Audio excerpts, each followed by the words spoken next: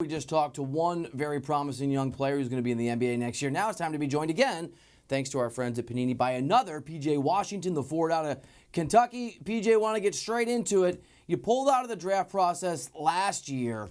What were you hearing that made you decide to go back to Kentucky for a second season? A lot of people were just saying they were questioning my shooting abilities and just the way I defended the ball.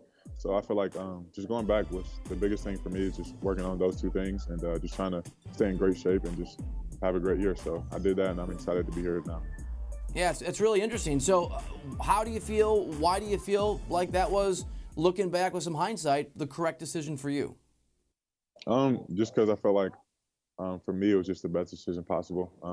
Going back to Kentucky definitely helped me a lot. Coach Cal was definitely supportive of the whole thing for me. So, I mean, just to go there and just having him by my side just really helped me. What advice has Coach Cal, a guy obviously who has seen a lot of guys make that successful transition to the next level, what advice has Cal given you throughout this process? Just to go out there and just have the same mentality you had in each and every game. Just continue to stay in the best shape of your life and just go out and take everything you can. PJ, one of the things that certainly we're interested here on the show about is that the NBA draft rules are changing. In 2022, players will be able to enter the draft again straight out of high school. How would that have affected your situation as you try to make your way to the NBA? I feel like it would have been a lot different for me. Just because coming out of high school, I felt like I was still a kid.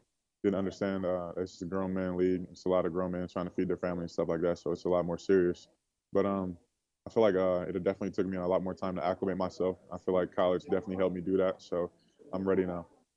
All right, so high school looking backwards, pro career looking forwards. When you look at the guys who have played the game now or before, who did you emulate your game after? Who inspired you in terms of their style of play? Growing up, I used to watch a lot of different guys play. I used to love the way Carmelo shoots his mid-range jumper, so growing up, I used to go to the backyard and just try to emulate the things he did, and he was one of my favorite players for sure. Gotcha. So let me follow up with this. In the league right now, who's the best pro comparison to you today? The best pro comparison to me right now, I would say, is Draymond Green. Love his tenacity on both ends of the floor, the way he guards people, the way he gets after people.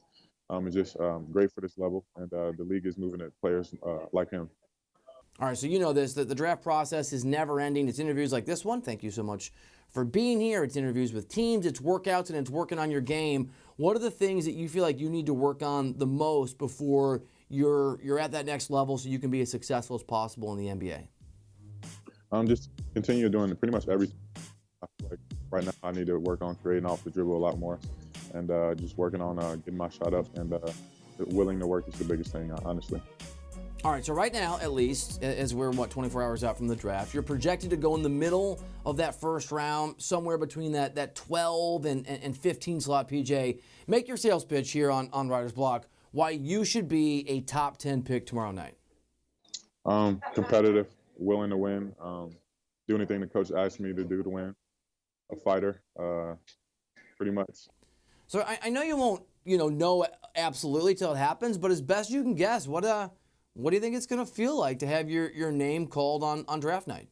It's going to be a dream come true, obviously, and just to go up there and shake the commissioner's hand is going to be wonderful. PJ, you're here thanks to our friends at Panini. We really appreciate the time. We appreciate them. Do you have a favorite trading card when you were growing up? Do you have a trading card for any of the NBA players that you were looking up to when you were a kid? I had a lot of them growing up. My favorite one was probably Kobe's. Just because he was my favorite player at the time, and just collecting all those cards, definitely, you obviously wanted to have the best players cards, so definitely Kobe.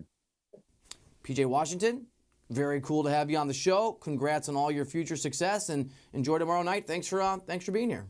Thank you, guys.